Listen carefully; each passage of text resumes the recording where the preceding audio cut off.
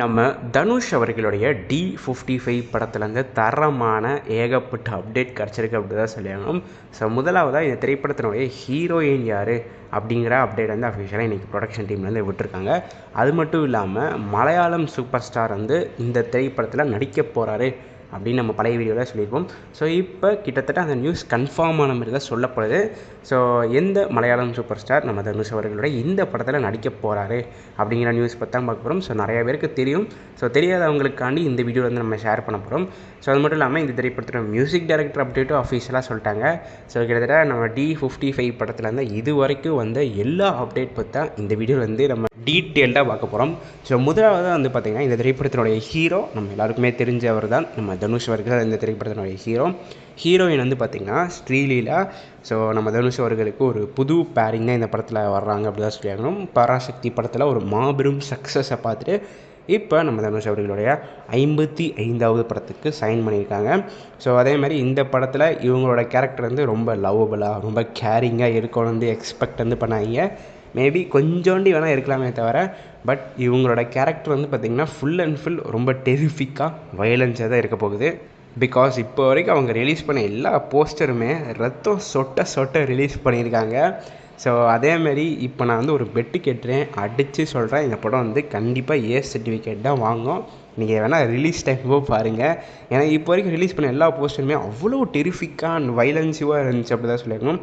முக்கியமாக நெட்ஃப்ளிக்ஸ் வந்து ஒரு போஸ்டர் ரிலீஸ் பண்ணாங்க. அப்படியே ரத்தம் சொட்ட டைட்டில் கார்டு வர மாதிரி போட்டிருந்தாங்க. ஸோ இந்த எல்லா விஷயத்தை வச்சு பார்க்கும்போதே இந்த படம் ரொம்பவே வயலன்ஸாக இருக்கும். அது மட்டும் இல்லாமல் நம்ம ஸ்ரீலீலா அவர்களுடைய கேரக்டருமே வந்து கொஞ்சம் டெரிஃபிக்காக இருக்கும் அப்படின்னு வந்து நான் டீகோட் பண்ணுறேன். ஸோ அதேமாதிரி நம்ம மலையாளம் சூப்பர் ஸ்டாரான நம்ம மம்மூட்டி அவர்களை இந்த படத்தில் நடிக்கிறதுக்காண்டி நம்ம ப்ரொடக்ஷன் டீம் வந்து கூப்பிட்ருக்காங்க. ஸோ அவரும் பார்த்திங்கன்னா கிட்டத்தட்ட இந்த படத்தை சைன் பண்ணிட்டாரு அப்படி தான் சொல்லப்படுது. ஸோ இந்த படத்தில் அவர் வந்து பார்த்திங்கன்னா தனுஷ் அவர்களுக்கு வில்லனாக வந்து நடிக்க போகிறதில்ல, தனுஷ் அவர்களுக்கு ஒரு கோஸ்டாராக கூப்பிட்ருக்கதா சொல்கிறாங்க. ஸோ பார்ப்போம் அஃபீஷியல் அப்டேட் வர வரைக்கும் வெயிட் பண்ணி. பிகாஸ் இன்னும் நம்ம மம்மூட்டி அவர்கள் வந்து ஃபுல்லாக வந்து கதையை வந்து கேட்டு முடிக்கல. ஸோ ஆல்மோஸ்ட் அவருக்கு ஓகே அப்படி தான் சொல்லப்படுது. பட் பார்ப்போம், நம்ம அஃபீஷியல் அப்டேட் வர வரைக்கும் நம்ம வந்து கன்ஃபார்மாக சொல்ல வேண்டாம். ஸோ அதேமாதிரி இந்த திரைப்படத்தினுடைய மியூசிக் டைரக்டர் நம்ம சாய் அபியங்கர் அவர்கள் தான். ஸோ இந்த அப்டேட்டே வந்து பார்த்திங்கன்னா நம்ம ப்ரொடக்ஷன் டீமே அஃபீஷியலாக கொடுத்துட்டாங்க அப்படி தான் சொல்லியாகணும். நம்ம சாய் அபியங்கர் அவர்களும் கிட்டத்தட்ட வந்து பார்த்திங்கன்னா கொஞ்சம் கொஞ்சமாக தமிழ் சினிமாவில் வளர்ந்து கொண்டே வந்துட்டுருக்கார் அப்படி தான் சொல்லியாகணும். கிட்டத்தட்ட இவருமே one of the most busiest music டைரக்டராக நம்ம தமிழ் சினிமாவிலேருந்து வந்துட்டுருக்காரு. ஏன்னா நம்ம சூர்யா அவர்களோட கருப்பு பண்ணுறாரு, நம்ம தனுஷ் அவர்களோட D55 பண்ணுறாரு, நம்ம கார்த்தி அவர்களோட மார்ஷல் பண்ணுறாரு, நம்ம அல்லு அர்ஜுன் 22வது படம் பண்ணுறாரு, அதுக்கப்புறம் ராகவா லாரன்ஸோட பென்ஸ் பண்ணுறாரு. இந்த மாதிரி ஏகப்பட்ட ப்ராஜெக்ட் அடிக்கிட்டே போகலாம் போல். அந்த மாதிரி ரொம்ப பயங்கர பிஸியாக வந்து இருக்கார். ஸோ இந்த அடிப்படையில் நம்ம தனுஷ் அவர்களோட 55வது படமும் வந்து இணைந்திருக்கு. ஸோ கண்டிப்பாக இவரோட பாட்டுக்கும் ஒரு பயங்கரமான எக்ஸ்பெக்டேஷன்ஸ் வந்து இருக்குது அப்படி தான் சொல்லியாகணும். பிகாஸ் இந்த படமே ஃபுல் அண்ட் ஃபுல் ஒரு வயலன்ஸாக இருக்குது. நம்ம சாய் அபியங்கர் அவர்கள் இது வரைக்கும் ஒரு ரிலீஸ் பண்ண எல்லா சாங்ஸுமே வந்து ஒரு லவ் சாங்ஸாக தான் இருந்திருக்கு. காட் மூட் மட்டும் லைட்டாக ஒரு எலிவேஷன் சாங்காக இருந்துச்சு அப்படி தான் சொல்லியாகணும். பட் அந்த பாட்டுமே வந்து பார்த்திங்கன்னா இந்த பேடாஸு ரட்டட்டா மாரி ரொம்ப வயலன்ஸ் வேலை இல்லை.